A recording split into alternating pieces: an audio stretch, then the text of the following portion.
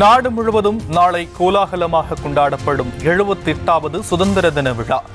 டெல்லி, ஜம்மு காஷ்மீர் உள்ளிட்ட முக்கிய இடங்களில் தீவிர கண்காணிப்பு.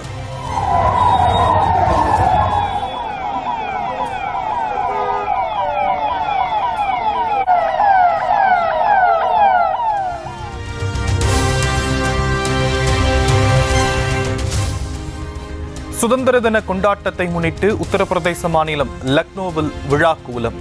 விதான்சபா மற்றும் சார்பாக் ரயில் நிலையத்தை அலங்கரித்த மின் விளக்குகள்.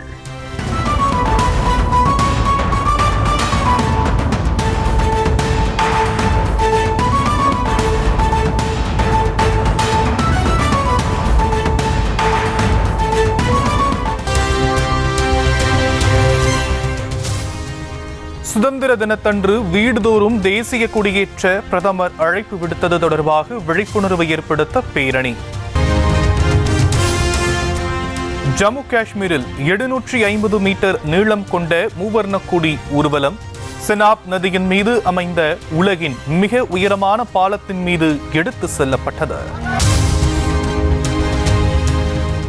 மதுபான கொள்கை முறைகேடு வழக்கில் கைது செய்யப்பட்டதை எதிர்த்து டெல்லி முதலமைச்சர் அரவிந்த் கெஜ்ரிவால் தாக்கல் செய்த மனு உச்சநீதிமன்றத்தில் இன்று விசாரணை.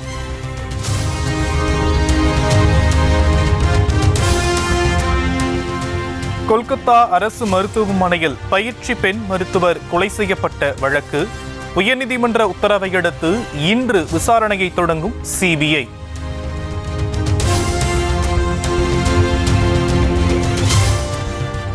கொல்கத்தாவில் பயிற்சி பெண் மருத்துவர் வன்புணர்வு செய்யப்பட்டு கொலை செய்யப்பட்டதன் எதிரொலி மருத்துவ கல்லூரிகள் பணியாளர்களின் பாதுகாப்பை உறுதி செய்யுமாறு தேசிய மருத்துவ ஆணையம் சுற்றறிக்கை.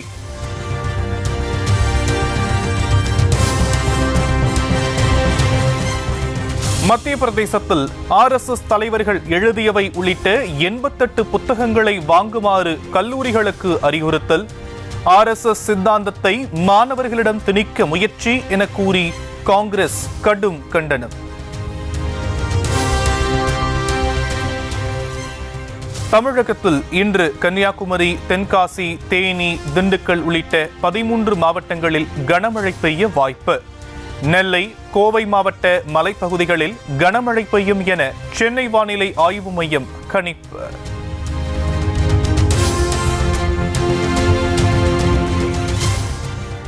பட்டியலின சமூகத்தின் இடஒதுக்கீட்டு உரிமையை உச்சநீதிமன்ற தீர்ப்பு நசுக்குவதாக புகார்.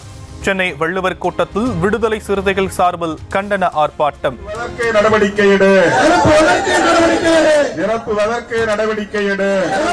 முயற்சியை கைவிடு கைவிடு கைவிடு கைவிடு மாநில அரசுகளுக்கு.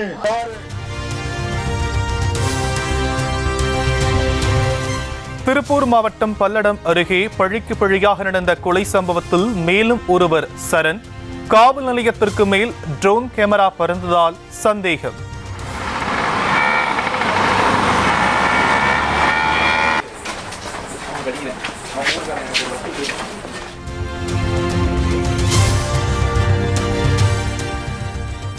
மயிலாடுதுறை மாயூரநாதர் ஆலய பகுதியில் ITI படிக்கும் மாணவன் மீது சக மாணவன் தாக்குதல்.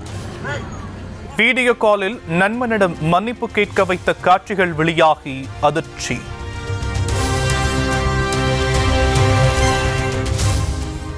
கள்ளக்குறிச்சி அடுத்த உளுந்தூர்பேட்டையில் பள்ளி மாணவிகளை கடத்திச் சென்றதாக பரவிய தவறான தகவல். மதுபோதையில் இருந்த இருவரை பொதுமக்கள் சரமாரியாக தாக்கியதால் பரபரப்பு. சென்னை புதுவண்ணாரப்பேட்டை பகுதியில் சரித்திர பதிவேடு குற்றவாளி வெட்டி கொல்லப்பட்ட வழக்கில் 6 பேர் கைது. ஆயுதங்கள் பறிமுதல் செய்யப்பட்ட நிலையில் தப்பியோட முயன்ற போது தவறி விழுந்த ஒருவருக்கு கையில் மாவுக்கட்டு. பீகாரின் ஜெகனாபாத்தில் 7 பேரை பலி கொண்ட சித்தேஸ்வர்நாத் கோவில் கூட்ட நெரிசல். சம்பவம் நடைபெற்ற போது எடுக்கப்பட்ட புதிய வீடியோ வெளியீடு.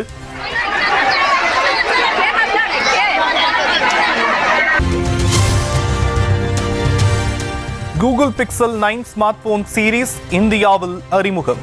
நானோ இ-சிம் என இரட்டை சிம் கொண்ட போனின் விலை 79,999 ரூபாயாக நிர்ணயம்.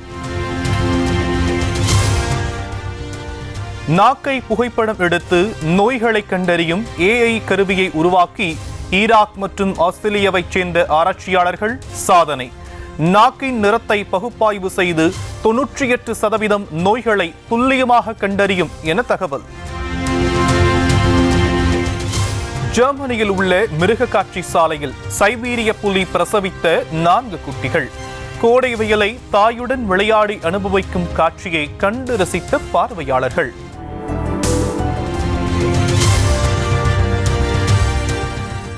வெள்ளிப்பதக்கம் வழங்க கோரி தினேஷ் போகத் தாக்கல் செய்த மேல்முறையீட்டு மனு 3வது முறையாக ஒத்திவைப்பு. வரும் 16ஆம் தேதி தீர்ப்பு வழங்கப்படும் என சர்வதேச விளையாட்டு தீர்ப்பாயம் உத்தரவு.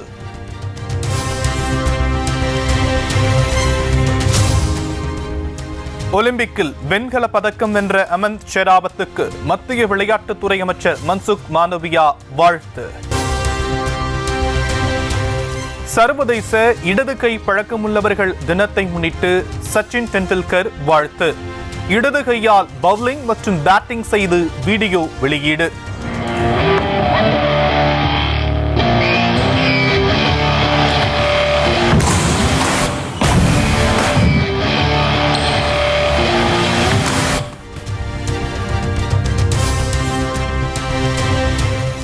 இந்திய அணியின் கேப்டன் ரோஹித் சர்மாவுடன் இணைந்து பணியாற்றியது தமக்கு கிடைத்த பாக்கியம்.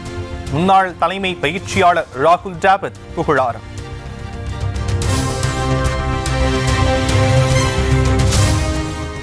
இங்கிலாந்துக்கு எதிராக டெஸ்ட் தொடரில் இலங்கை அணி பயிற்சியாளராக இயான் பெல் நியமனம்.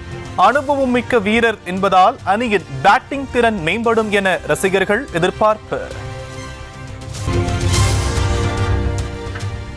ஒலிம்பிக்கில் தங்கம் வென்ற பாகிஸ்தான் வீரர் அர்ஷத் நதீமுக்கு சொகுசு காரை பரிசாக வழங்கிய அரசு.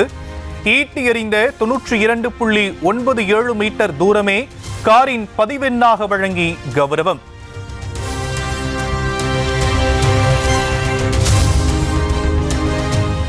கோவையில் நடைபெற்ற அகில இந்திய அளவிலான கூடைப்பந்து போட்டியில் இந்தியன் வங்கி அணி சாம்பியன்.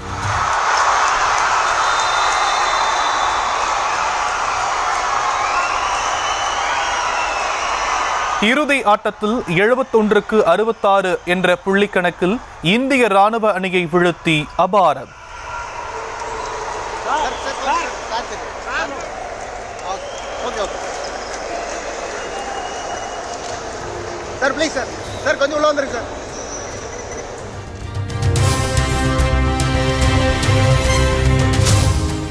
இணையத்தில் கவனம் பெறும் நடிகர் விஜயின் புதிய ஆடம்பர சொகுசு கார்.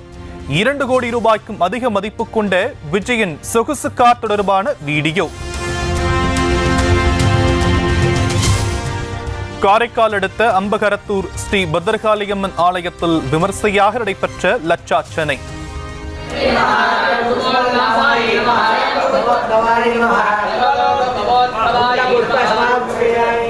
ஏராளமான பக்தர்கள் கலந்து கொண்டு சுவாமி தரிசனம்.